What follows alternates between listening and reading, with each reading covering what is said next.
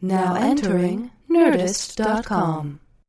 Hey everybody, thanks again for downloading Today We Learned. This is episode 10. Today We Learned number 10. Thanks for sticking around if you've listened to the rest, and if you are just joining us today, welcome. This episode is once again brought to you by HostGator. HostGator is the best place to get a website. They offer premium web hosting at low costs. Grab a .net. .nets are the best way to get a killer domain nowadays that aren't 180 characters. I feel like anytime I want to buy a domain, it's always like if I get a .com, it's always all the good things are taken. So .nets are the best way to get what you want. Get a .net. HostGator offers 24/7, 365 phone, chat, and email support. They can assist you. If you have a problem, they can help. HostGator also offers hosting for any size website with shared VPS and dedicated servers. I don't know what that means. I'm not a scientist, but all my computer friends say that is amazing. That's really cool that HostGator can do that. So another plus for HostGator. They can also move your site for you if you want to transfer it. So if you're hosting your website somewhere else and you're not happy, HostGator will move it for you. So just have HostGator host it at HostGator. If you don't like where you're at, they can change it. They can move it for you. So HostGator, another plus. So that sounds like a lot of good things about HostGator. So why don't you just head over to HostGator? As soon as you're done listening to this, go over to HostGator. Head over to HostGator.com, buy some hosting, get some .nets, and use the coupon code LEARNED30. Once again, that's LEARNED, then the number's 30. And use that coupon code to get an extra 30% off and help support the show. And we want to thank you for supporting this show, and thank you for listening. This episode, Today We Learned number 10, our guest is Louis Peitzman. He's a senior editor over at Buzzfeed, everybody's favorite listing website. Buzzfeed's one of my favorite sites I tend to go to. They always crack me up, and they always got funny lists, and they just got a lot of cool stuff over at Buzzfeed. And Louis was a great guest. He's a friend of ours, and this was a fun show. I'll stop blabbering about all this stuff and let you listen to it. So here we go. Today we learned number 10. Today we learned. Gentlemen, let's broaden our minds.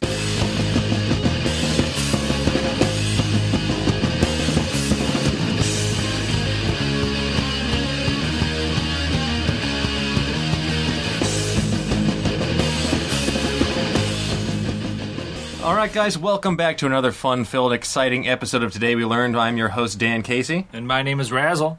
And we have a very exciting guest in the studio with us today. We have Louis Peitzman from BuzzFeed. He's a senior editor over there. Louis, thanks for being with us today. Thanks for having me. Thank you. So, usually we ask our guests to bring a fact about themselves, about something they learned recently, and as I understand it, you have a fact that comes straight from BuzzFeed. I do. I have lots of facts from BuzzFeed because it's a very informative site.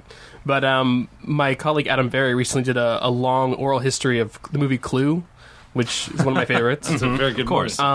And I learned a couple interesting things. One was that there's a fourth ending of Clue, like a lost fourth ending. Really? That was never filmed, or was partially filmed. They don't really know. It's mysterious, but there is a fourth ending. Okay. Because there are 3 alternate endings. And when it was in theaters, they all ran different theaters, had different endings. Yeah. And now when you watch it, it's all the... It's just one after the other. Right. There's a fourth ending. Do we know what happens in the fourth ending? Spoiler alert! If you haven't seen the fourth ending, you're never going to see it. But just in case you want to hold out, no, it's Wadsworth the butler did it and then poisons everyone. Mm-hmm. That's and it's attacked by dogs, I believe, at the end. Of course, you got to have a little button on there. Yeah, poisons everyone. Yeah, it's a darker ending. Suddenly, dogs. It's more steeped in the gritty realism that they were going for. Right. There was also a alternate ending to Pacific Rim. Oh yeah, yeah, and it's the robots poison everyone. Yeah, it's a good one. Yeah, then Charlie Hunnam is attacked by dogs. Dogs swim underwater and attack the robots. I would watch that movie. I would watch that movie. I mean, here's the thing. I would watch any movie with the robots. Like people, I like Transformers, and people shit on Transformers. I watch it. My question, going back to Pacific Rim for a second, is if that sword was so effective, why didn't they just start with that? They had to have known. Well, supposedly, I was talking to a friend of mine who's seen it a couple times, and he said that they referenced the fact that they refurbished that one. Yeah. And they added the sword. But if they added the sword to that one, why wouldn't you add the sword to them all? It was more an aesthetic choice. Yeah. Like adding a spoiler. Here's the thing about Pacific Rim. I haven't seen it. Oh. So this is all nonsense to me. Okay. Gotcha. But now I know what's going to happen. You haven't seen Well- it. You haven't seen Pacific Rim. You should see it. I was watching Clue over and over again. I had no time to Gotcha. see anything else. You Yeah. like very cool. I noticed you have a Carrie T-shirt on. Is that for the new one? Or This is that for the old Carrie one? the Musical. Oh, okay. Very nice. Yeah. Fair enough. Is that a...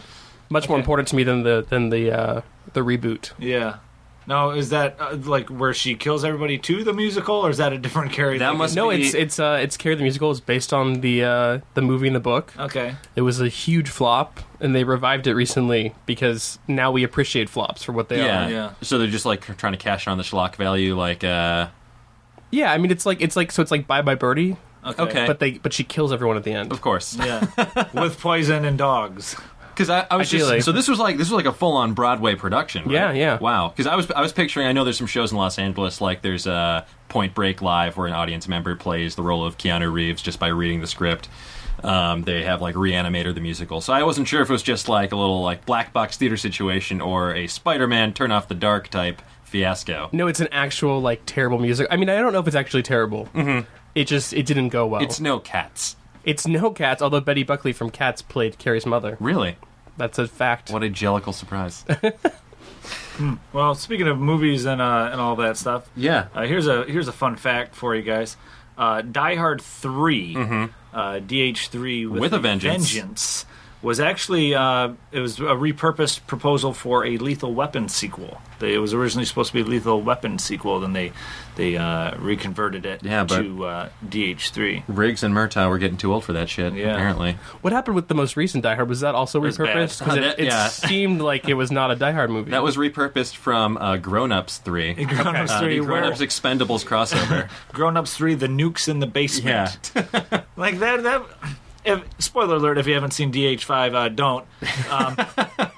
It's a giant. It's not. First of all, it's like 93 minutes when every other Die Hard is like 120 minutes. So there's like 40. Do the math. There's like 30 to 40 minutes of story development that they just decided to not use. And it's just essentially one giant chase scene through Russia where there's no reason for it. Like, there's no, like, Bruce Willis and his kid, they have no, like, they're not trying to save anybody. There's no, like, reason. They could, like, Bruce Willis eventually even says in the movie, he's like, we could just leave. Like, there's nothing at stake here. We have nothing at stake here. Why don't we just leave? Well, as long as you acknowledge that, it's fine. It was You so- keep going. oh, man. But my question is, would you have enjoyed it more if there were more exposition? No. That's... Like, would it be better if there were 40 more minutes? I think, if anything, that If there was was like story. a mercy killing for the audience. Like, hey, If guys, they we were- are sorry about this. If it helps, we took out 40 minutes that could have been in there. If the 40 minutes had story development and plot with, like, maybe they kidnapped somebody's girlfriend or daughter, or they were, kidnapped the president or something. I mean, Olympus Has Fallen would have been a good Die Hard movie. Like, there's movies that have came out recently that would have been better.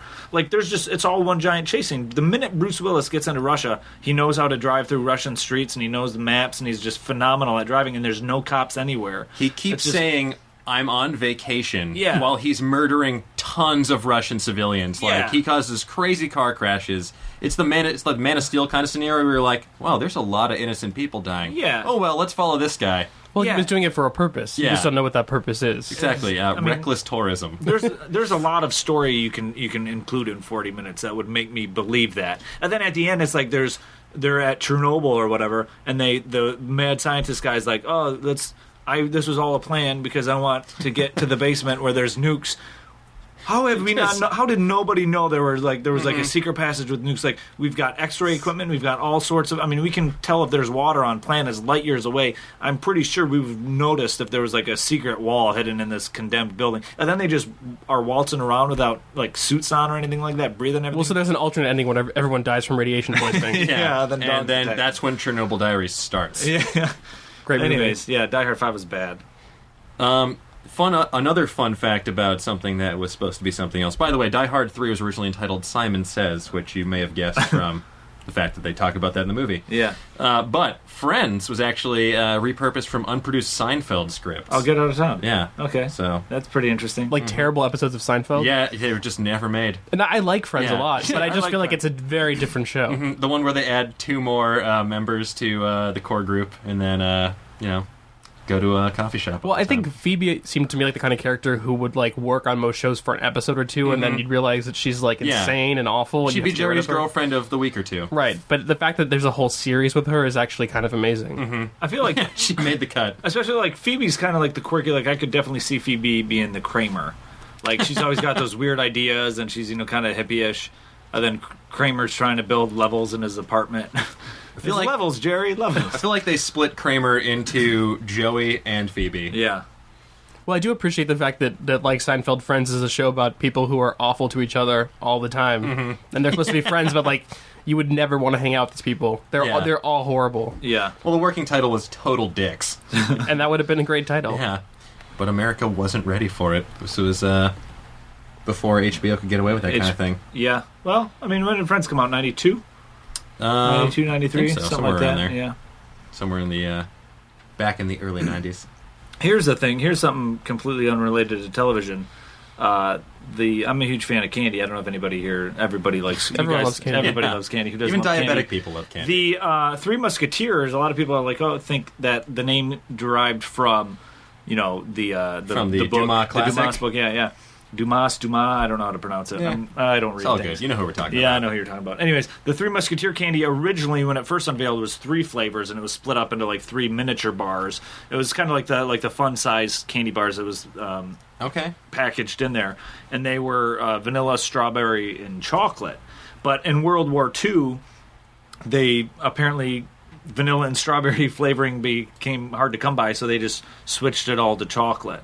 And it's been chocolate. It's been all chocolate ever since. Interesting. Which is Why did they need so much vanilla and strawberry flavoring to beat Jerry back over in Europe? that's what I don't get. I thought we were rationing chocolate. Yeah. Like, if anything, that I feel like chocolate would be the hardest one to find. Yeah, we need to conserve that's- rubber tires and strawberry flavoring. So, here's how it went down. Hitler took strawberry and vanilla flavored Three Musketeers from us, but he gave the world Fanta Cola, Fanta Cola, as we learned recently. As we've learned recently, Fanta Cola was actually it was made in a Coca-Cola plant, and they couldn't ship. They couldn't sell Coke They couldn't products sell Coke in Germany because they didn't want to tarnish the company's American image. So what they did is they created Fanta Orange, aka Nazi juice. So can I still drink Fanta, or am I Yeah. supporting? Only if you want. If you support Fanticide, then yes. Okay, I'm fine with that. Yeah.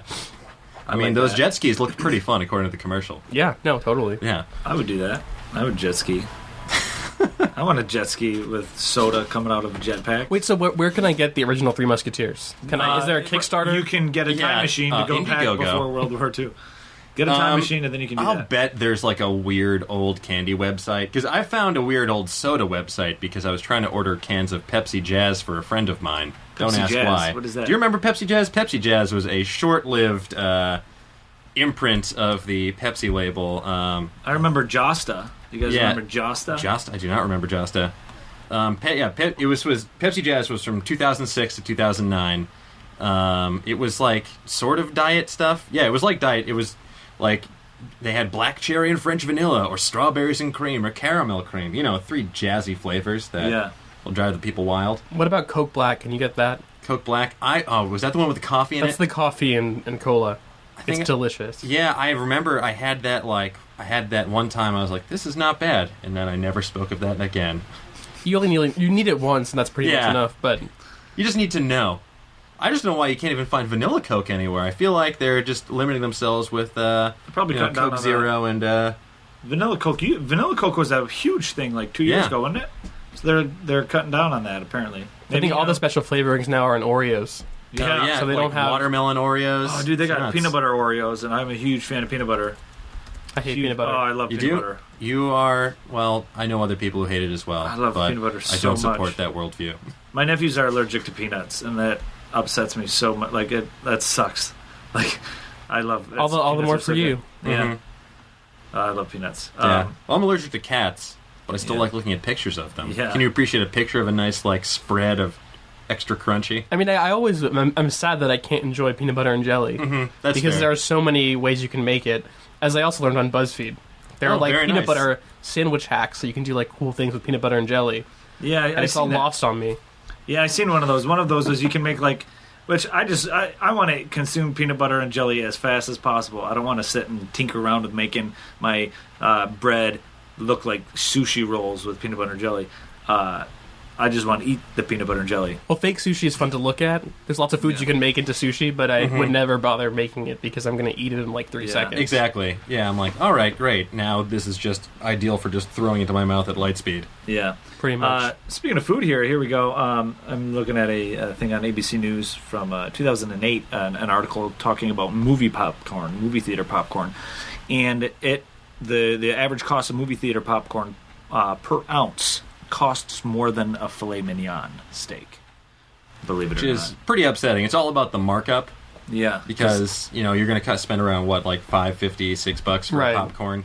I feel like I should be surprised by that, but I'm not. No, it's just one of those things that we've grown accustomed to, unfortunately. I think the bigger indignity is paying like $5 for a box of candy. Yeah. Knowing that you could go outside and buy the same box of candy for $1. Yeah. Yeah, it's always, especially if there's a convenience store anywhere near the theater, you're just like, why am I doing this to myself? But popcorn seems special. Yeah, exactly. You're like paying for the experience of getting popcorn in the movies. Popcorn is so good. This chick I was talking to the other day hit me to this. I haven't tried this yet, but it sounds really delicious. But it also sounds kind of gross. She eats popcorn. She'll make chocolate milk, then she'll dip salted popcorn, not buttered. She'll dip salted popcorn in chocolate milk and then eat it. That sounds great. Which it sounds really good because it's salty and sweet. I can see it. I don't know about the texture though. Yeah. I don't know if I want soggy milk popcorn. Well, you don't get it soggy. Like you don't just dump gallons of chocolate milk on it. You just dip it to where you get like to almost like when you put fresh butter on popcorn before it can soak into it and soggy it. You put a chocolate milk patty on there.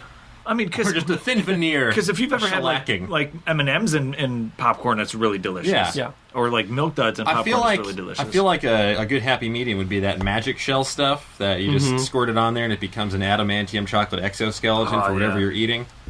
I feel like you just get a huge ball of popcorn. Yeah, which is fine. If you're like already, if you're trying to find a way to make your popcorn like more luxurious, then I don't feel like you'd turn away from eating a giant popped corn grenade. Yeah, you're not paying at all. more per ounce. That's the thing too. Is I mean, it's per ounce, like before it's cooked. I imagine. So it's not it's about 10 cents per ounce, according to the study cited in this article. By the way, for popcorn. For popcorn, yeah, not filet mignon, unless there's something you're not telling us about filet mignon. But imagine eating a filet mignon amount of popcorn, like that weight. Oh yeah, exactly. And then I think it sounds a lot better when you realize that's how much it would weigh. I think we're okay with how much we pay for popcorn. It's like when you open like a bag of chips and it's like 90% air, and you're like, well, all right, well. Yeah, like you don't. You win this round, Frito-Lay. Like that'd be like one bite for like, give me $5.50 worth of filet mignon, please. How much will this get me? Yeah, it's like getting fudge at like anytime you go to this, you go to a tourist destination, they got that fudge on the street vendors. The local fudgery, and it's all like $15 per pound or whatever, and it's just like, man, I could eat this in like 8 minutes. I'm not going to drop $15. But you're paying for the fudge experience. Oh, it's so fudge is street fudge. Yeah. Street fudge, I guarantee sounds like you. Black market fudge. Street fudge is going to be like the next buzz band coming out of Brooklyn in the next 2 to 5 years. Street fudge. So let's jump back to the fun world of celebrities. There's a lot of celebrity articles on BuzzFeed.com. I'm trying to make this segue work any way I can. Did you know? BuzzFeed. There we go. Say it 3 times, it'll appear in your browser. I appreciate that. Yeah. So George Clooney, he's employed as being professionally handsome. Yeah. Before he was an actor, he sold suits for a living. He cut tobacco out in the fields for a living. And he tried out for the Cincinnati Reds. But unfortunately, he was cut during the first round of player cuts. Well, fortunately for us. Yeah, exactly. Otherwise, we would never have. Which Batman? Batman and Robin. Yes, Batman and Robin. I still have the embeveled mugs from McDonald's that they gave away around that time. That's those last ones. I used to work at a pool store, like a swimming pool store, and I used to vacuum pools and all that. What did you guys like when you were young, growing up or whatever? I mean, we're still growing up essentially, as far as I'm concerned. But what kind of jobs did you guys have starting off? Because it's really not all that rare. I was watching the James Franco roast last night, and apparently his first job was at McDonald's. Oh, really? So it's it's everybody's everybody starts somewhere, I guess. I feel like he's probably still working there, though, as like an experiment. It's a social his newest experiment. thesis project. Started from the bottom, now we're here, right? How's Yeah. that song go? That's how it goes. Yeah. Well, I used to be a bank teller, and let me tell you, old people love state quarters. They love them. So much so that a woman used to come in and give me a list of them to, like, track down, like, I need 3 Minnesotas, 4 North Dakotas. I had that map with like the holes where you put every state quarter, and I realized when I was like filling it out that by the time I got to the end, I'd be too old to care about this. Exactly. So it never happened. That's pretty. I know exactly how you feel, but it's also kind of depressing that you're like, oh, I'm just going to give up before this even starts. When I think about, like, I think about all the money that is spent on changing the mints and the presses and the molds, and why? Like, I don't understand how much, like, we're in so much debt as it is, and we're just dropping all this money to manufacture designs of money. Let me ask you this. What's cooler, a boring old eagle on the back, or, like, I don't know, a dude in the Lexington massacre, or I feel like what's on the back of these. I feel like the quarters teach history like oatmeal packets taught about dinosaurs. You know what I mean? You learn just like, enough. I learned everything I know about dinosaurs from the back of oatmeal packets as a kid. Yeah, you add water and they grow into little sponge creatures. Now quarters are teaching me about like massacres and like what crops Hawaii is famous for. Yeah, Georgia has a nice little peach emblazoned back there. I knew that already, though. I'm going to learn something new. Yeah, well, the new round, it's going to be Tyler Perry's face. Yeah, awesome. Superimposed on Ludacris's body. Ludacris is the dirty South, and these quarters are going to be worth 25 cents. But I have some other cool celebrity people that they did before them. Absolutely. John Hamm used to be a set dresser for adult films before he was a madman. Not surprising at all. Yeah, no. He said it was mainly just moving like ashtrays He and used stuff to be around. John Hamm used to be an acting teacher. Yeah, he actually high taught school. Ellie Kemper from The Office. From The Office. Yeah. Cindy Crawford. Okay. She used to shuck corn at a local fair. Okay. Kurt Vonnegut used to manage a Saab dealership. Okay. If you can imagine that. Sure. Most existential Saab dealership of all time. Dealership. Sylvester Stallone used to clean lion cages.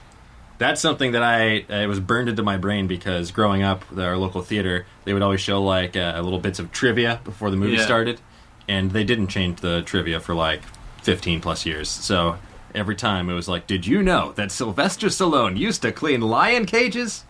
Yes. I love movie I want trivia. that movie. Yeah. I want to see that movie. They don't do that anymore, and it drives me nuts. No, they have ads now. Yeah. They realize they can make money off of it. Put an ad at the top. Like, I don't care if there's like a little banner at the top, but I want, like, entertain me. What do you want? What do you think they'd want to sell tied to Sylvester Stallone cleaning lion cages? Maybe like McGillicuddy's brand cage cleaner. Okay. I'm just trying to think, like... Muscle Milk? Yeah. Muscle Milk presents Did You Know Sylvester Stallone used to clean Stallone lions? facts. Stallone facts. It's like all Sylvester Stallone facts. Yeah, welcome to Stallone Zone. It's all Expendables 3 just pays for the ads across. It's their trailer. Like the new trailer for Expendables 3 is just Stallone facts. I mean, people are going to see it anyway. Might as well inform them. I'm excited. Yeah, they're adding some exciting Harrison new folks. Ford's in it. Yeah. How long though do you think Harrison Ford's actually going to be in it? Like 4 minutes. Yeah, like I'm guessing like 4 to 5 minutes. He'll be like the guy. He'll be just like in like a van, like enhance. All right, he's over there. Well, I'm pretty sure you could put Harrison Ford in any movie at this point because he's really stoned. Yeah, he'll pretty much do whatever. Yeah, I went to put him down. I went to a taping of Conan shortly after I moved out here a couple years ago, and he was the guest, and he could not stop rubbing his pant legs. I remember that. It must have been the most amazing feeling in the world. They weren't even corduroy; it was just jeans. Must have been pretty. It's either just weed or Molly or something. Yeah, exactly. He's having a great time. I mean, Expendables 3, I'm excited for. I like all those dumb, shitty movies. Like they know what they are. Like they're B movies. They got a budget. Let's make a fun action movie. Where it's not gonna be like Fast and the Furious 6 was amazing, and it knew what it was. Like it's like the script's gonna be bad, but it's gonna be funny. It's gonna be action packed. There's gonna be a runway that's 26 miles long. I really came around on that series. They lost me for a bit, then they won me back. What did they lose you, Tokyo Drift? No. Actually, Tokyo Drift was so preposterous that it sort of brought me back into the fold because it was like, this is so shitty, it could be great. Yeah. Yeah. But, I mean, Tokyo Drift was their attempt at, franchising out the series a little bit. But it all ties back. If you look closely in Fast and the Furious 6, the timeline is falling into place. Yeah. And that's why it's overly complicated. Mm-hmm. Yeah, then Kurt Russell, they're talking to Kurt Russell to be in Fast and the Furious 7. Kurt Russell? Yeah, my God. Snake Plissken himself. Finally. If he plays Snake Plissken, I will lose my mind. That would be awesome if they really tied into that. Oh, that'd be cool. He's going to make more free throws, though. Oh, and one more celebrity job. Absolutely. J.D. Salinger, who we all know as being a real chatty Cathy, right? The chatty Cathy of the literature world. Absolutely. He was an entertainment director on a Swedish cruise liner, so that meant he had to arrange activities, make sure people are having a good time on the Lido deck, dancing with ladies who didn't have a partner. So, just imagine this crotchety old bastard.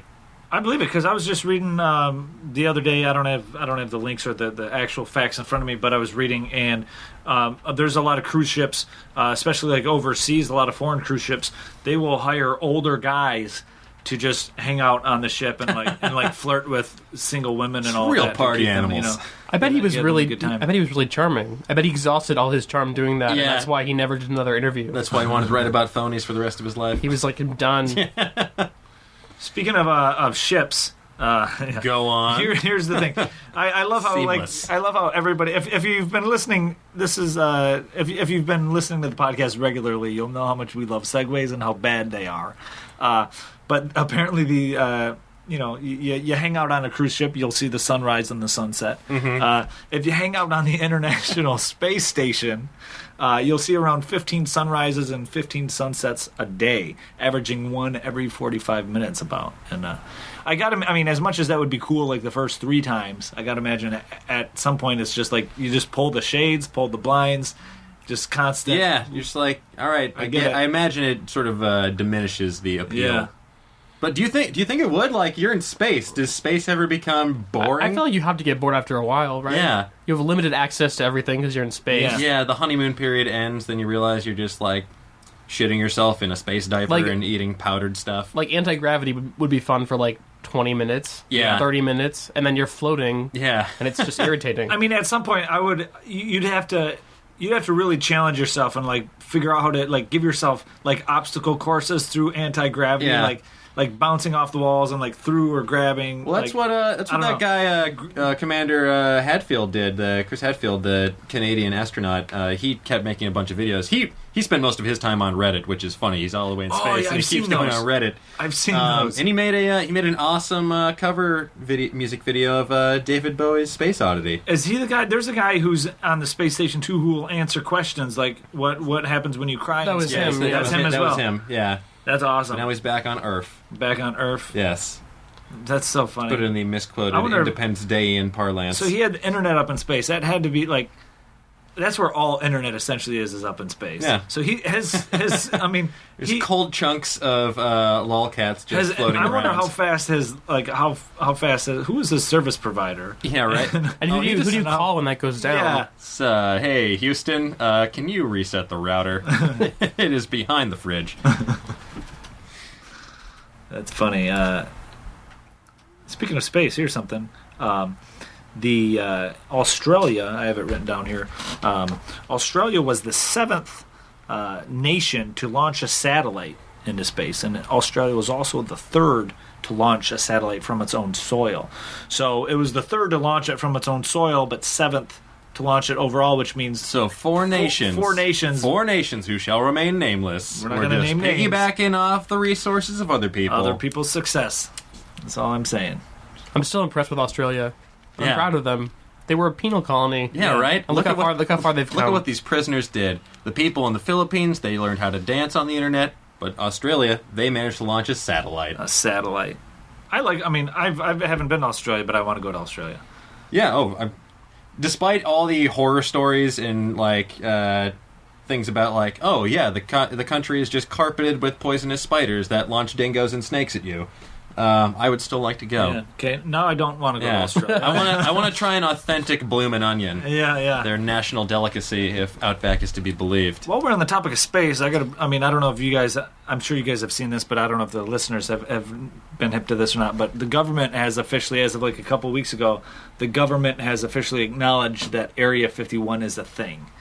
They've actually they Did anyone- came out. did anyone and they're doubt this? They came out and admitted that Area 51 is a thing, which essentially means that all the cool shit is now somewhere else. Of course, yeah. It's they're gonna turn it into a museum at some point. I would not be satisfied unless Brent Spiner with long hair was Yeah. hanging out there being super creepy. That's how I feel about most government black sites. This is how, and this is Brent how Spiner needs to be Yeah, there. exactly, in some capacity. this is how dumb I am. Like I can think some dumb things. I'll admit how the thoughts in my brain upset me sometimes. Like first off, just to give you an example of the dumb things that I will think of. I was driving on the Highway 10 the other day, and I'm driving and I see an airplane, a passenger jet up in the sky, and it's like I'm going like 70 miles an hour, and I literally for like 2 seconds said to myself, I'm like, I'm catching up to this plane. I said that. If only there was one of those ramps there. There's like that plane is clearly going faster than 70 miles an hour, but in my brain I see this and I thought that for a minute, and then I just shook my head. I'm like, you're a fucking idiot. Don't think that. This is how dumb I am too. Is Area 51 is also known as Groom Lake. It's built by Groom Lake in Nevada, and I learned this the other day too. For some reason, I always thought that all these Air Force bases were built by like dead lakes because it was easy to get under and hide stuff under. But that's stupid. Why would you no, that's not. The reason why all these Air Force bases and all that build next to these dry lake beds is because most of them are level, and they act as like extra runway in case they need runway to land and do all testing and all that. So yeah, I never even thought about any of that. So Yeah. you're still a step Yeah. ahead with your weird theory. Yeah. Yeah, I just thought they were looking for like a built-in mass grave site in case they had to. Just like, I don't know. Well, this place is shut down and you're all fired. That's there's also a lake. While we're talking about lakes, I don't have the actual names or anything. This podcast has facts, and then it's got I've heard this. It's good fact. Today we glossed. Today we heard something. There's a lake by Saudi Arabia and all that, a dried up salt lake bed that a satellite, I can't remember which satellite, but it'll use that to calibrate the white light testing because it's so bright and it reflects the sun so much. It uses that to calibrate the lighting, the reflection of the light. And that's where Area 51 is now. Yeah, they moved it overseas to Area 51. We're outsourcing everything these days, guys. Area 51. Do you got it? Yeah. Do you have it? I don't have Area 51 was also a video game console or cabinet that they had in many movie theater lobbies. Speaking of video games, Okay, here we go. Nintendo, popular purveyor of everything from Mario to Zelda. They weren't always in the video game business. The company's over 100 years old. Okay. So some of their other ventures before they finally settled on electronic gaming. They made vacuum cleaners for a spell. Okay. They made trading cards, which is their most successful of the things they did, because they clearly know how to make collectible, highly sought-after goods. Yeah. They tried making instant rice, which is sort of like instant noodles, but I'm guessing worse. And they also used to run love hotels, which, if you don't know, wow. love hotels are short-stay hotels in Japan designed for couples to have discreet sex. So you can either go there for a rest or a stay, and many of them are themed after various things. When I was in Japan, I explored a little bit, and there was one that was themed like a castle, one that was themed like Arabian Nights, and my personal favorite, somewhere in Tokyo, I have not found this, but someday I will check it out. There is a Hello Kitty-themed, BDSM-centric love hotel, and you walk in, and they have Hello Kitty in like a little plush toy in bondage gear and a little glass case in the front I room. feel like that encapsulates all of Japanese culture. Yeah, that's like they need to replace the flag with that image. The Hello Kitty BDSM hotel. Yeah. I do not understand the thing behind Hello Kitty. Like, I don't understand how that is so popular. Well, until you've been dominated by someone wearing a Hello Kitty mask, Yeah. you can't really understand. And she has no mouth, so there's no safe word. Yeah, very true. Speaking of companies doing other things, I read in the news today, Microsoft is looking to buy Nokia.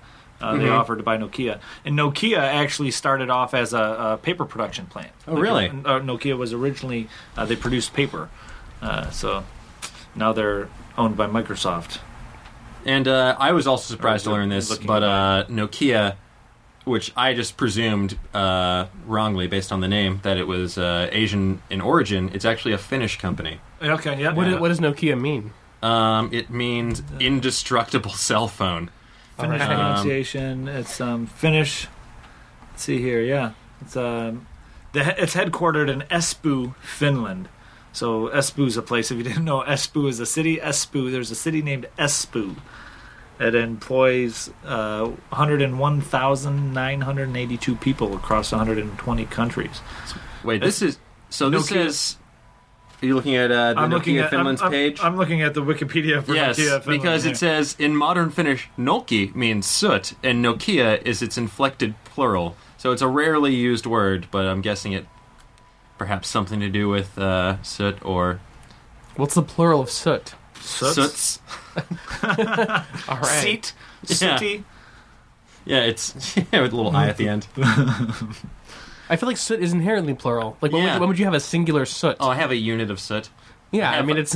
I have a grain of soot. Here we go. Here's something. While we're talking about, Nokia and all that and how Microsoft is looking to buy Nokia or has purchased Nokia, Bill Gates, obviously, the founder of Microsoft, is offering a grant. Here's something that I wish I was way smarter because I could use $100,000. So if anybody out there is smarter than me, which most of you are, I'm open to starting a Kickstarter or joining business. I'm really clever with names. I can think of names for products.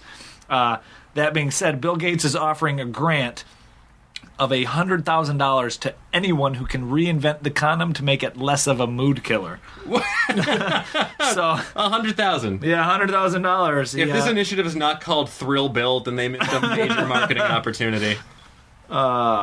Yeah, so that's a thing. Hello Kitty. Hello Kitty. Yeah, exactly. Hello Kitty. There's the answer. Actually, they did have condoms shaped like Pikachu when I was over there, but they made sure to label "not for use" because They had ears on them. yeah, little ears. They were like pretty terrifying. Like if you saw that, I would be like, no, put that away.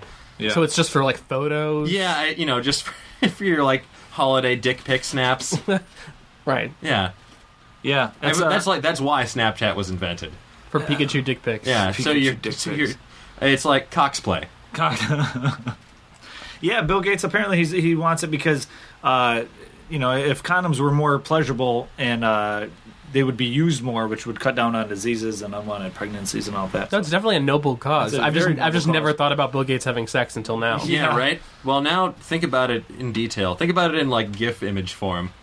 Got it. Yeah. I'm there. Just a little cinematograph of... And 100,000 Gates in isn't even misery. much. Like, I feel like he should be offering, like, he should just buy a condom company and be like, listen, guys, Yeah. get on this. Listen, Trojan man. Like, 100,000, like, condom companies make way more than that in profit. So, like, it doesn't make any sense. Well, Like, he's hurting for cash. Yeah, exactly. He's hurting so much that, he's got to outsource his It's ventures. pleasuring, I guess.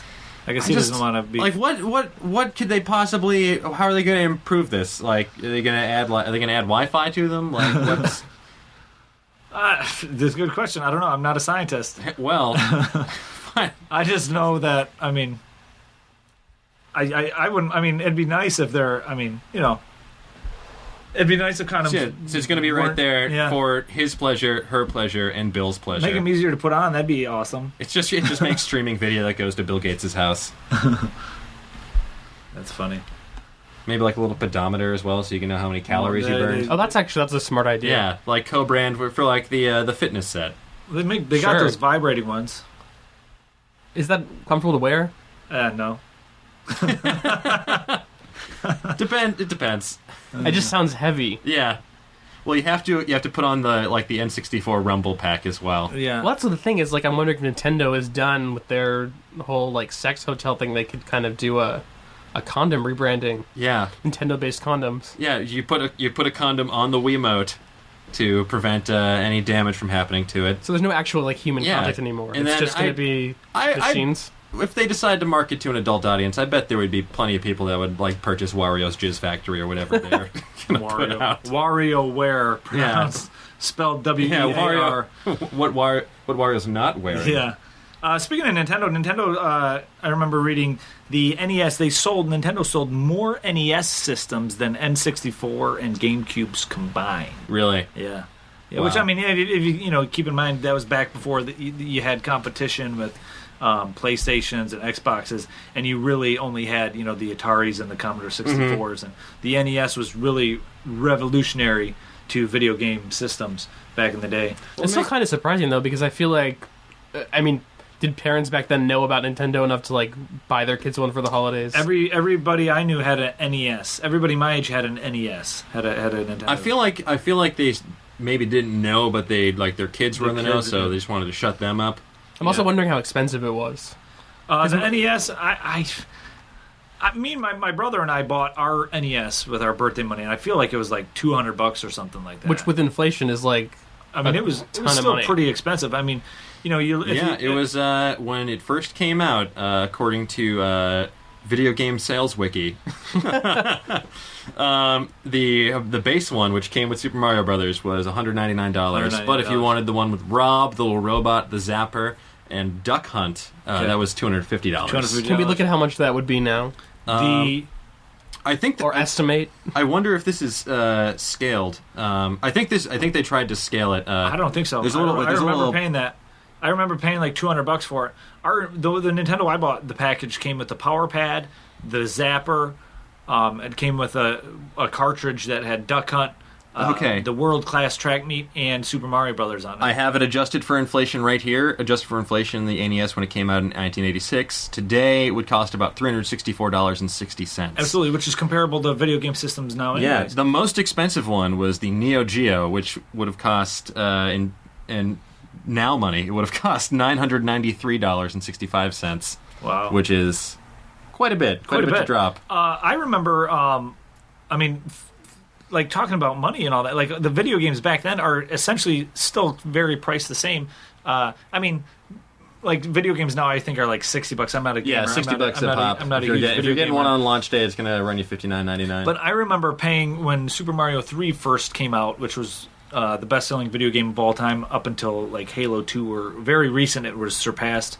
But I remember when that came out, it costing like $35. I remember going to Target and buying it for it was Target or Kmart, and it was just came out, and $35 back then was quite a bit as it is. Yeah, especially for especially for an enterprising youth. It was it's quite a bit of that was allowance. a great game though. Yeah. And you had the it inspired such movies as The Wizard. Well, The Wizard was a giant commercial for it, so that's the Power Glove. It's so bad. Real quick, here's a fact while we're talking about video games. This has nothing to do with video games, so we're going to change the subject real quick. Since this is this is a podcast, which is essentially a newer form of radio shows. A portable on-demand cast. Yeah. POD is an acronym. Yeah, okay. I did not know that. I had no idea. Yeah. I did not know that. Write that down. The more you know. Portable on-demand. Portable on-demand. Cast? Apostrophe cast. What is cast? An acronym like for? A radio cast. Cast is just broadcast. The suffix. Okay. Yes. Well, I knew this. But some of you guys might have not known this. But the U.S. radio call letters that start with W are east of the Mississippi, and the K's are the west of the Mississippi. So that's why, like in Michigan, it's actually W's. And the reason they did this Floridas. was back in the early 1900s. They were trying to come up with a sort of standardized system, and they pretty much let stations choose whatever they want, and there was a lot of them that just did one-letter or two-letter call signs, so they wound up with a ton of radio stations that had a bunch of these stations that had identical call signs, so it was getting out of hand. This dates back to like the days of like telegraph stations and like ships, so they were just trying to make communication easier. So in 1912, Congress empowered the Bureau of Navigation to dole out these call signs, so they just came up with this arbitrary system of, you're going to have K for west of the Mississippi and W for the east. Okay. So this was his fact, and you kind of I just made it a little bit more. Here's the deal: Dan's the brains of this podcast here. I don't think it's a secret. That's. I'm glad. I didn't know all of that. I just knew the letters were different because I've lived on both sides of the coast. I just clicked on the link that you sent me. Okay, fair enough. So how did K-Rock get K-Rock? That seems like something that people the rock of the K's, man. Because they're west of the Mississippi. No, I mean, but it seems like that would be a highly sought after radio station. Yeah, well, it's in Los Angeles. I guess no one between Los Angeles and the Mississippi was like, oh, we should name our rock and roll station this. Yeah, but it's also KROQ, right? Yeah. There might be a KROK. Yeah, so there very well could be. I mean, it's all pronunciation. Jay-Z. It's all that cheesy. However, you can figure out how to pronounce your your call signs to make it sound like the name of your I station. like that in my mind, ROQ is like the proper way to spell rock on the radio. Yeah, it's the acceptable. K-Rock 101. Right? It's 101? 106.7. 106.7. 101 is K-Earth. Okay. It's funny. Back home. What's 101? Maybe I'm thinking of there was a 101 in Orlando when I lived in Orlando. Maybe it's WJRR. I can't remember radio stations. I don't remember. 101. I just remember they're like, you're listening to something. Back home, 106.7 was a station called Magic. Less talk, more rock. Boston's #1 spot for soft rock. Tom Bergeron actually used to be a DJ there. Tom Bergeron. Yeah. Okay, back to actors' jobs. Prior actors' jobs. So, we brought it back around quite nicely. Unfortunately, I think we are approaching our time limit for today's episode. I think we are. So, Louis, thank you so much for being here today. Thank you. Thank you. It was very informative. Yeah. Absolutely. Thanks for joining us. Is there anything that you'd like to plug? Where can people find you? Where can they interact with you, reach out, and digitally touch you? Well, aside from BuzzFeed, you can find me on Twitter. My name is Louis Peitzman there, which is my real name. Okay. I can spell it. It's LouisPeitzman. Cool. So now you have no excuse for misspelling. And now you know how to pronounce it, too. Yeah. Wonderful. So, that's awesome. Yeah. Well, thank you for joining us. We'd love to have you back. This is really fun. Exactly. And thanks for tuning in, people at home. If you have a fact for us, as always, you can find us on Facebook, on Twitter, at TWL Podcast. You can reach out to your lovable host directly at My Name is Razzle2, the number 2, or myself at Osteoferocious. As always, thank you for tuning in, and we hope you learned something. Thank you. Now leaving Nerdist.com.